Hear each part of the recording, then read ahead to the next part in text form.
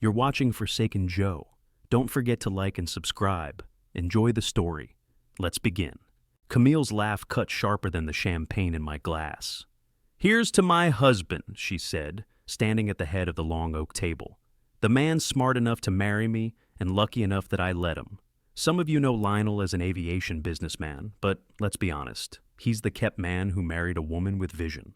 The room erupted. That kind of Aspen crowd, fur draped over chairs, Rolexes flashing under the chandelier, loved a good public jab. I just smiled. 50 years old, and my wife had turned my birthday toast into a character assassination. She wasn't done. This life, this lodge, the chalet, Elise's Ivy League tuition, it all came from my hard work. Lionel's happy to let me steer the ship while he, golfs. That got them laughing again. Even Elise, home from her conservatory, barely looked up from her phone before smirking. My own daughter. The fork in my hand scraped the plate. I caught myself before the sound got too loud. No point giving them more to enjoy. Camille lifted her glass toward me, eyes glittering. "Cheers to my favorite house husband." I raised mine, careful to keep my grip steady. "Cheers!" Around us, servers glided by with tiny plates of elk tartare and caviar blinis. The cake, a 3-tiered monstrosity with edible gold, sat by the bar, waiting for the photo op. Guests were leaning in, whispering. I knew the tone. Amusement, a little pity. I'd heard it for years. But something in the way Elise laughed, short, sharp, like a stranger, did something I didn't expect. It broke something. Camille sat back down beside me, the scent of her expensive perfume wrapping around like a rope. "You don't mind, do you? Everyone knows I'm kidding." I nodded once. "Of course." The chatter rose again. Silverware clinked. Someone called for another round. Camille turned away to discuss ski conditions with a developer from Vail. Elise giggled at something on her phone. I looked at the cake again, the gold catching the firelight, and knew I wouldn't be here when they cut it. I stood, slow enough not to draw attention at first, slipped my napkin onto the table, pushed in my chair. A waiter noticed me heading toward the doors. "Sir? More wine?" "Not tonight," I said. Through the tall lodge windows, snow drifted down over the slopes. My coat was in the cloakroom, but I didn't bother. The cold air outside hit like a clean slate. Behind me, laughter rolled on, muffled by thick timber walls. My wife was holding court. My daughter was still bent over her phone. I stepped off the deck into the snow, leaving their voices and the cake behind. And I didn't look back. The snow crunched under my shoes all the way to the parking lot. I didn't start the engine right away. I just sat there, hands on the wheel, looking at my own breath in the air. The truth was, none of this was new. Camille had been polishing that narrative for years, that she built it all, that I was lucky to tag along. What was new was how clearly I saw the cracks now. That chalet and snowmass she brags about, paid for in cash the year after my father died, straight from the trust tied to our family's aviation company. I'd been running that business since I was 26, keeping it out of the headlines, profitable, and boring. Exactly the way serious money stays serious. Elise's tuition, 100% me. Every semester, the bursar's office emailed my assistant directly. Camille never saw an invoice, never had to think about it. She liked it that way. Her boutique architecture firm, the one she parades as her personal triumph, she started it with seed money I moved quietly from my own accounts. She called it an investment in our shared future. The papers listed her as sole owner. When we met, she admired that about me, the steadiness, the lack of flash. I remember her saying, "You're the kind of man who doesn't have to shout to be heard." Back then, it sounded like respect. Somewhere along the way, it became ammunition. In the early years, we made decisions together. She'd come to me about office space or Elise's summer programs. I'd ask questions not to control, but to keep things balanced. She'd smile and say I was the anchor. Somewhere in the last decade, that anchor became invisible ballast, there to keep her ship upright while she stood on deck waving to the crowd. Elise followed her mother's lead. If I asked how a recital went, she'd nod without looking up from her phone. If I wanted to make plans, she'd say, "Ask Mom." Sometimes she'd walk past me in the kitchen without a word, just texting, like I was the help. It wasn't anger I felt in those moments. It was more like walking through my own house and realizing the locks had been changed without anyone telling me. One night last spring, I came home late from a board meeting. Camille and Elise were in the living room, with two of Camille's clients sipping wine. I walked in, loosened my tie, and she introduced me as Elise's dad and my moral support. Not CEO, not owner, just a prop in her picture. I didn't say anything then. I've learned that people who need an audience will hang themselves with their own rope if you give them enough time. But I clocked it. I clocked all of it. I'd been holding up this whole structure, financially, emotionally, while being treated like some old piece of furniture they'd keep in the corner for sentimental value. And tonight at that table, under the chandelier, I felt the weight shift. They didn't know it yet, but I wasn't going to hold it up much longer. A week later, I was walking past Camille's home office when her voice stopped me cold. "No, Adrian, I told you. Sponsorship is leverage," she said, low but clipped, like every syllable was a chess move. "If the board wants those contracts, they'll have to go through me. Leverage, sponsorship, not words she used in design meetings." I slowed just enough to catch the tone, confident, conspiratorial. Then came the laugh. It wasn't her public laugh, the one she used for fundraisers. This was sharper, private. I kept walking, didn't say a word, but that conversation lodged itself in my head like a sliver. Camille only sounded like that when she thought she held someone's future in her hand. That night, I called an old friend, Cal Weaver. He'd done private investigation work for corporate clients I knew, the kind of guy who could find out if your business partner was skimming or your spouse was double booking their weekends. "I want to know who she's meeting in New York," I told him. There was a pause. "You want me to follow Camille?" "I want facts," I said, "not theories." Cal didn't ask why. He never did. While Cal worked, life at the house played its usual performance. Camille bragged to her friends about Elise's summer internship at some arts foundation in Manhattan.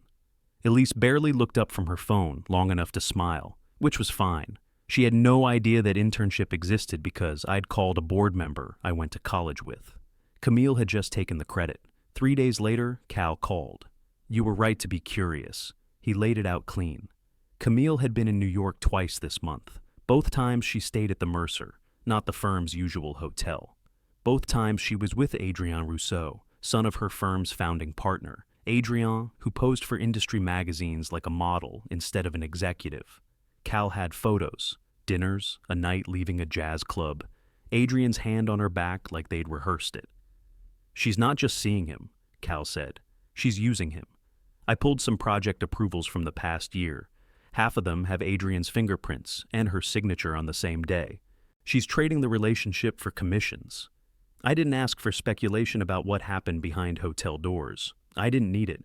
The betrayal wasn't just personal, it was calculated. "Elise's internship?" I asked. Cal chuckled. "That came from your guy at the foundation. Camille's name isn't even on the email chain." I sat there in my office, looking out over the lake, letting it all settle, Camille climbing higher on someone else's shoulders. Elise taking what I handed her without even knowing it came from me. I didn't slam doors. I didn't storm into her office. I opened a drawer, took out a fresh notebook, and started a list. Dates, names, projects, dollar amounts. If they were going to rewrite the story of this family, I was going to make sure I had the original manuscript. And this time, I wouldn't be handing out copies. The morning after Cal's call, I went into the home office while Camille was out. The filing cabinet was locked, but that wasn't a problem. I had the keys. I pulled every folder tied to our joint accounts, investments, and her firm. Anything with my name went into a leather briefcase. By the time I relocked the drawer, the space looked untouched. I wasn't stealing. I was reclaiming what was already mine.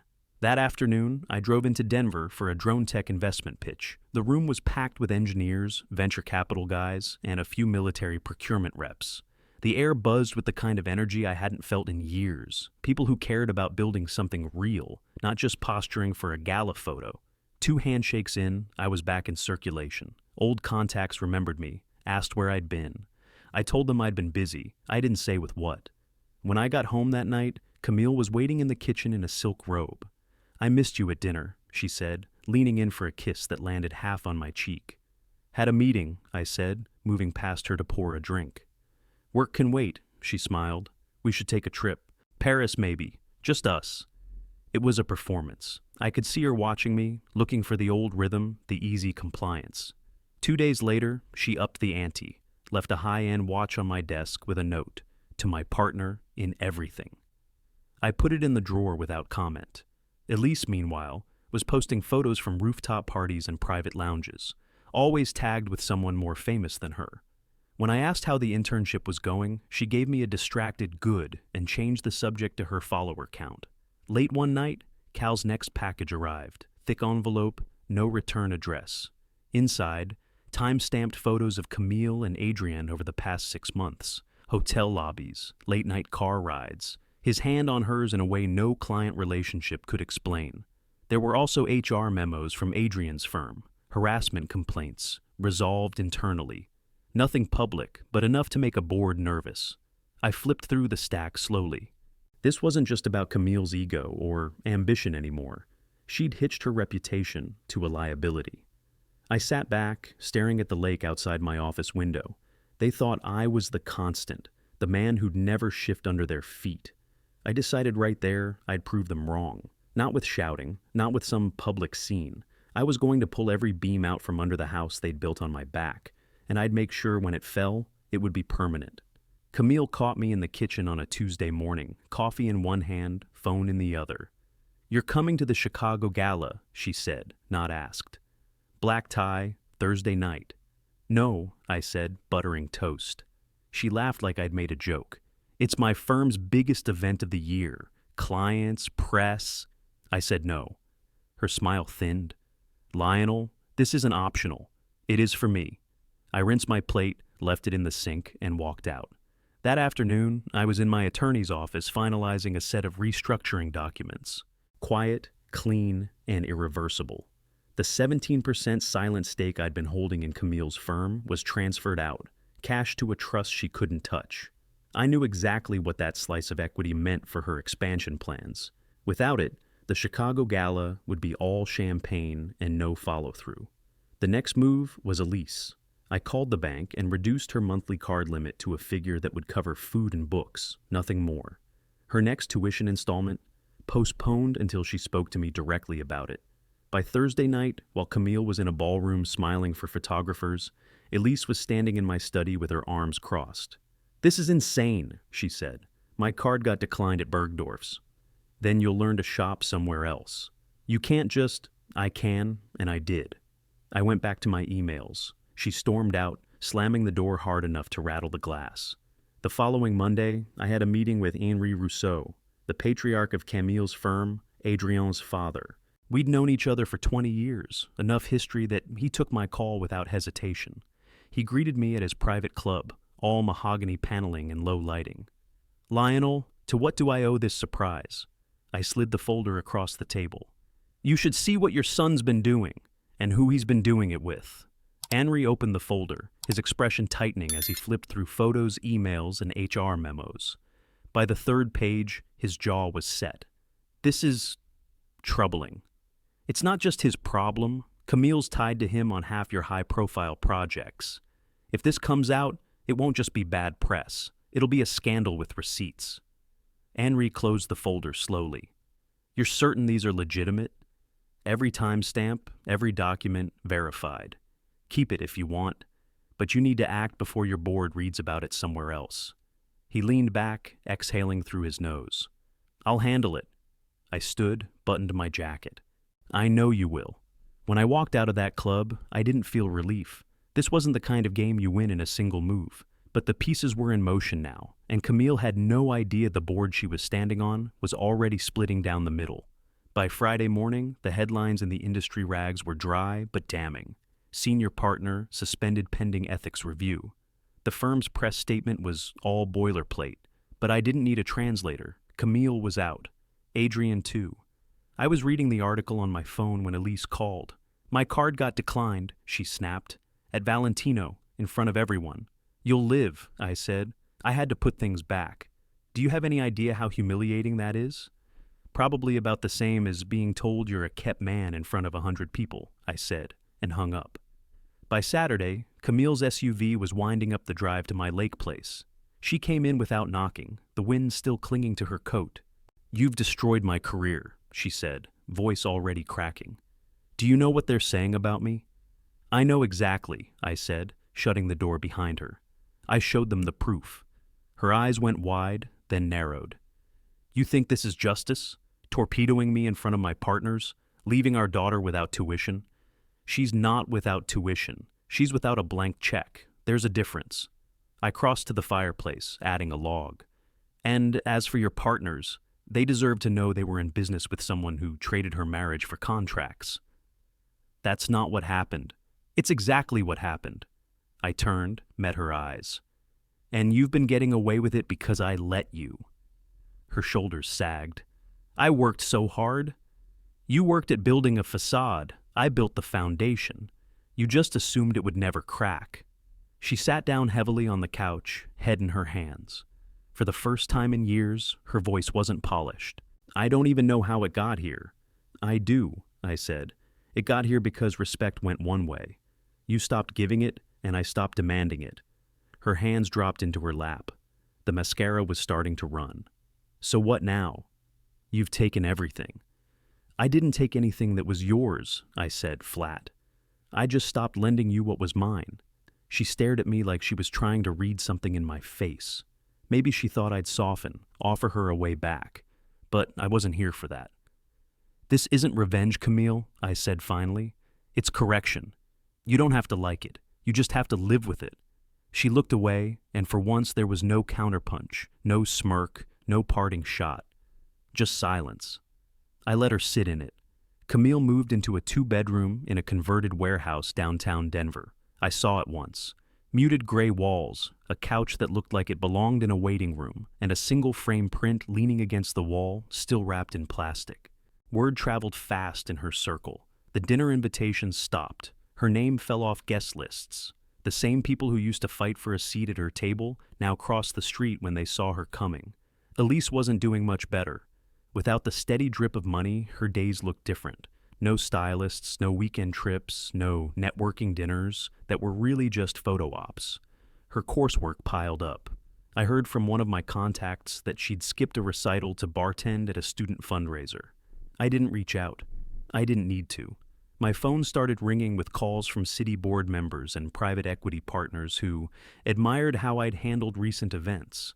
They wanted to talk investments, civic projects, mentorship programs.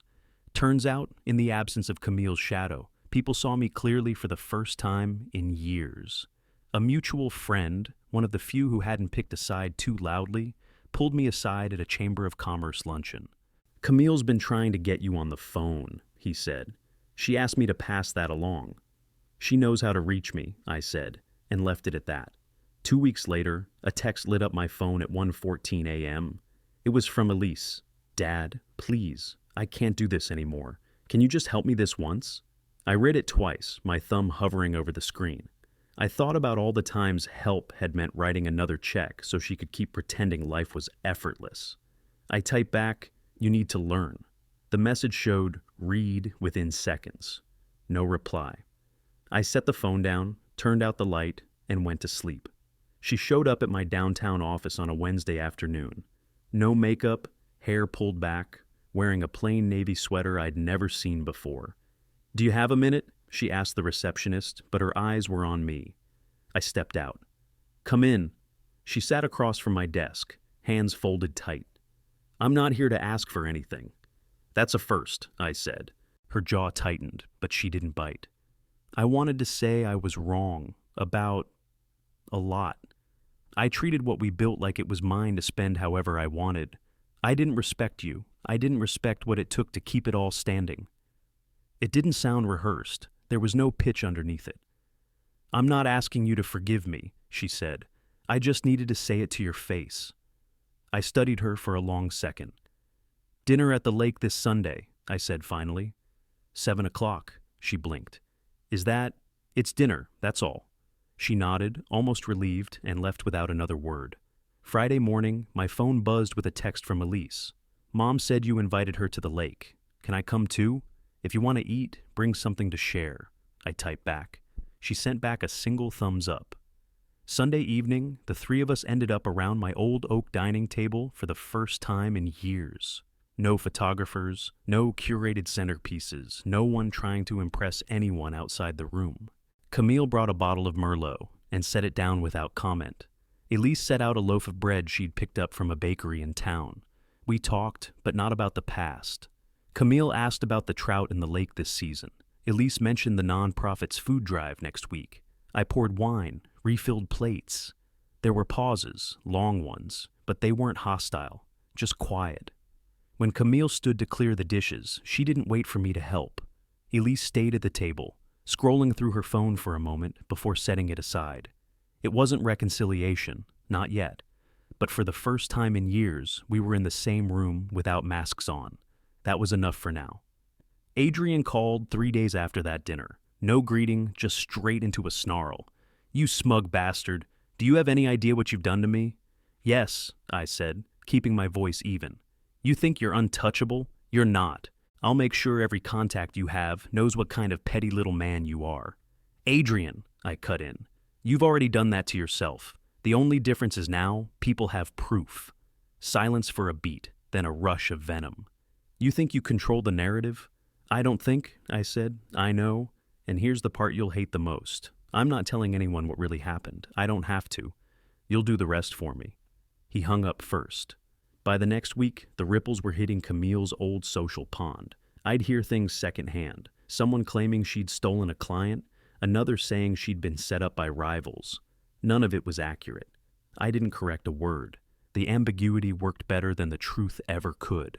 One by one, her name disappeared from rosters, board positions, gala committees, the who's who lists in the back of glossy magazines. It was like watching a marquee dim letter by letter. Elise, on the other hand, was quieter. The calls asking for money stopped. I learned from a mutual acquaintance that she'd started logging extra hours at the nonprofit, shadowing one of their policy directors. She'd even applied for a civic policy fellowship, something that wouldn't come with a designer wardrobe or weekend trips to the Hamptons. When I saw her name on the shortlist, I didn't call to congratulate her. I figured if she was doing it for herself, that was better than anything I could give her. Somewhere in Denver, Camille was still living in that stripped-down apartment. Somewhere in Manhattan, Adrian was licking his wounds, and for the first time in years, none of it required me to hold the walls up. The lake was glass that evening, the kind that made sound carry farther than it should. I had the grill going on the back deck, the smell of marinated trout cutting through the cool air. Elise was inside, setting plates at the table without me asking. Camille came out from the kitchen with a bottle of wine, no label I recognized. She poured a glass for each of us without asking either. We sat down. Nobody filled the silence right away, and I didn't push it. Camille finally spoke, her voice steady, but low. "I started at the new firm last month. Small team, no big-name clients. I like it." She took a sip of wine, eyes fixed on her glass. "It's humbling, in the best way. I'm learning." I nodded once. "Good." Elise leaned forward, almost cutting her off. "I'm not going back to the PR internship. I got a chance to help with a civic outreach program this summer. It doesn't pay much, but..." She glanced at me, maybe expecting the old answer about making sure it was worth her time. "Sounds like a better investment than polishing someone else's image," I said. She smiled, quick and small, then went back to her plate. The rest of the meal was simple. Bread, salad, the fish. No speeches, no one trying to score points. When the conversation happened, it was about the weather, the lake, a neighbor's dog that kept wandering into my yard. After dinner, Elise helped me clear the table, while Camille packed leftovers into containers without fuss. We moved around each other like people who'd finally stopped keeping score. When they left, the deck was quiet again. I sat with the last of the wine, watching the reflection of the moon on the water. It wasn't victory. It wasn't defeat. It was just mine.